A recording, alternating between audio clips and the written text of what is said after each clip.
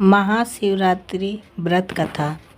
पूर्व काल में चित्रभानु नामक एक शिकारी था। जानवरों की हत्या करके वह अपने परिवार को पालता था। वह एक साहूकार का कर्जदार था, लेकिन उसका ऋण समय पर न चुका सका। क्रोधित साहूकार ने शिकारी को शिव मठ में बंदी बना लिया। संयोग से उस दिन शिवरात्रि थी। शिकारी ध्यान मग्न होकर शिव संबंधी धार्मिक बातें सुनता रहा। चतुर्दशी को उसने शिवरात्रि व्रत की कथा भी सुनी। शाम होते ही साहूकार ने उसे अपने पास बुलाया और ऋण चुकाने के विषय में बात की। शिकारी अगले दिन सारा ऋण लौटा देने का वचन देकर बंधन से छूट गया। अपनी दिनचर्या की भांति वह जंगल में शिकार के लिए निकला, लेकिन दिन भर बंदी गृह में रहने के कारण भूख प्यास से व्याकुल था। शिकार खोजता हुआ वह बहुत दूर निकल गया। जब अंधकार हो गया तो उसने विचार किया कि रात जंगल में ही बितानी पड़ेगी।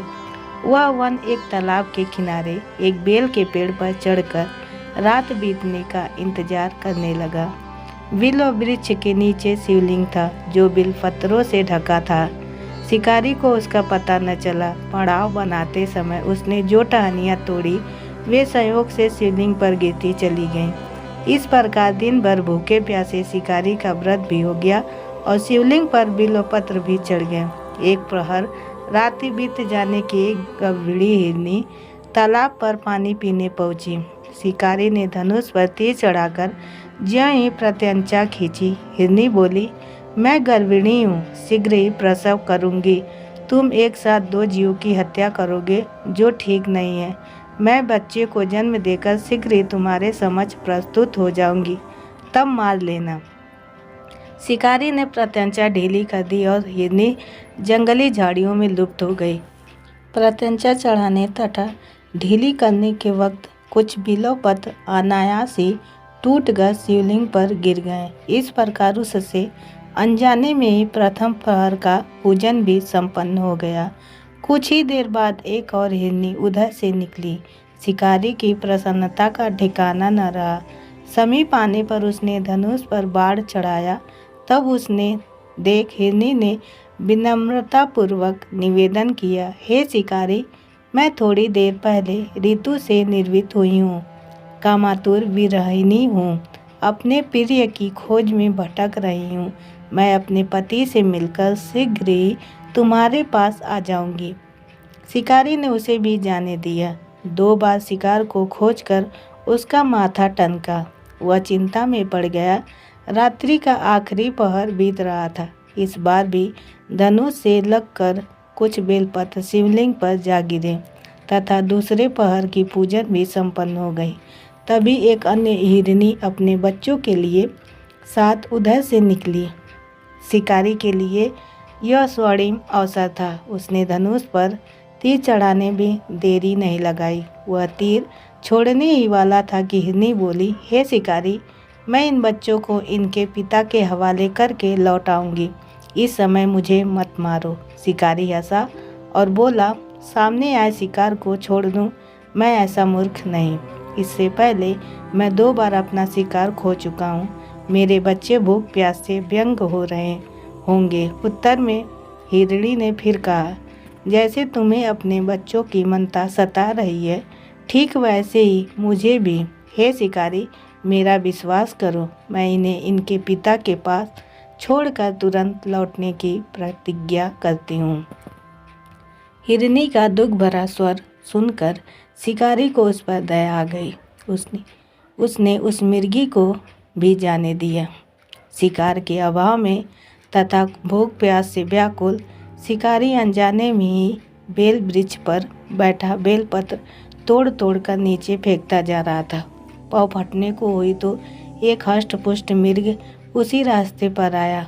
शिकारी ने सोच लिया कि इसका शिकार वह अवश्य करेगा। शिकारी की तनी प्रत्यंचा देखकर मिर्ग विनीत स्वर में बोला, हे शिकारी, यदि तुमने मुझसे पूर्व आने वाली 3 मिर्गियों तथा छोटे छोटे बच्चों को मार डाला है तो मुझे भी मारने में विलंब न करो, ताकि मुझे उनके वियोग में एक क्षण भी दुख न सहना पड़े।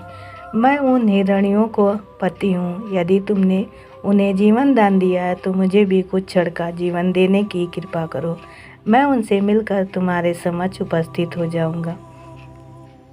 मिर्ग की बात सुनते ही शिकारी के सामने पूरी रात का घटना चक्र घूम गया। उसने सारी कथा मिर्ग को सुना दी। तब मिर्ग ने कहा, मेरी तीनों पत्नियां जिस प्रकार प्रतिज्ञाबद्ध होकर गई हैं, मेरी मृत्यु से अपने धर्म का पालन नहीं कर पाएंगी। अतः जैसे तुमने उन्हें विश्वास पात्र मानकर छोड़ा है, वैसे ही मुझे भी जाने दो। मैं उन सब के साथ तुम्हारे सामने शीघ्र ही उपस्थित होता हूँ। शिकारी ने उसे भी जाने दिया। इस प्रकार प्रातः हो आई। उपवास, रात्रि जागरण तथा शिवलिंग पर बेलपत्र चढ़ने से अनजाने में ही पर शिवरात्रि की पूजा पूर्ण हो गई। पर अनजाने में ही की गई पूजन का परिणाम उसे तत्काल मिला। शिकारी का हिंसक हृदय निर्मल हो गया। उसमें भगवत शक्ति का वास हो गया। थोड़ी ही देर बाद वह मृग सपरिवार शिकारी के समक्ष उपस्थित हो गया ताकि वह उनका शिकार कर सके। किंतु जंगली पशुओं की ऐसी सत्यता, सात्विकता एवं सामूहिक प्रेम भावना देखकर शिकारी को बड़ी गलानी हुई। उसने मृग परिवार को जीवन दान दे दिया। अनजाने में शिवरात्रि के व्रत का पालन करने पर भी शिकारी को मोक्ष की प्राप्ति हुई। जब मृत्यु काल में यमदूत उसके जीव को ले जाने आए तो शिवगणों ने उन्हें वापस भेज दिया तथा शिकारी को शिवलोक ले गए। शिव जी की कृपा से ही अपने इस जन्म में राजा चित्रभानु अपने पिछले जन्म को याद रख पाए तथा महाशिवरात्रि के महत्व को जानकर उसका अगले जन्म में भी पालन कर पाए। शिव कथा का है यह संदेश। शिकारी की कथा अनुसार महादेव तो अनजाने में किए गए व्रत का भी फल दे देते हैं, पर वास्तव में महादेव शिकारी की दया भाव से प्रसन्न हुए। अपने परिवार के कष्ट का ध्यान होते हुए भी शिकारी ने मृग परिवार को जाने दिया। यह करुणा ही वस्तुतः उस शिकारी को उन पंडित एवं पुजारियों से उत्कृष्ट बना देती है जो कि सिर्फ रात्रि जागरण, उपवास एवं दूध, दही, बेलपत्र आदि द्वारा शिव को प्रसन्न कर लेना चाहते हैं। इस कथा में सबसे महत्वपूर्ण बात यह है कि इस कथा में अनजाने में हुए पूजन पर विशेष बल दिया गया है। इसका अर्थ यह नहीं है कि शिव किसी भी प्रकार से किए गए पूजन को स्वीकार कर लेते हैं अथवा भोलेनाथ जाने या अनजाने में हुए पूजन में भेद नहीं कर सकते हैं। वास्तव में वह शिकारी शिव पूजन नहीं कर रहा था। इसका अर्थ यह भी हुआ कि वह किसी तरह के किसी फल की कामना भी नहीं कर रहा था। उसने मृग परिवार को समय एवं जीवन दान दिया जो कि शिव पूजन के समान है। शिव का अर्थ ही कल्याण होता है। उन निरीह प्राणियों का कल्याण करने के कारण ही वह शिव तत्व को जान पाया तथा उसका शिव से साक्षात्कार हुआ। परोपकार करने के लिए महाशिवरात्रि का दिवस होना भी आवश्यक नहीं है। पुराण में 4 प्रकार के शिवरात्रि पूजन का वर्णन है।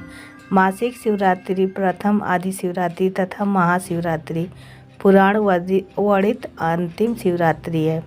नित्य शिवरात्रि वस्तुतः प्रत्येक रात्रि ही शिवरात्रि। अगर हम उन परम कल्याणकारी आशुतोष भगवान में स्वयं को लीन कर दें तथा कल्याण मार्ग का अनुसरण करें, वही शिवरात्रि का सच्चा व्रत है।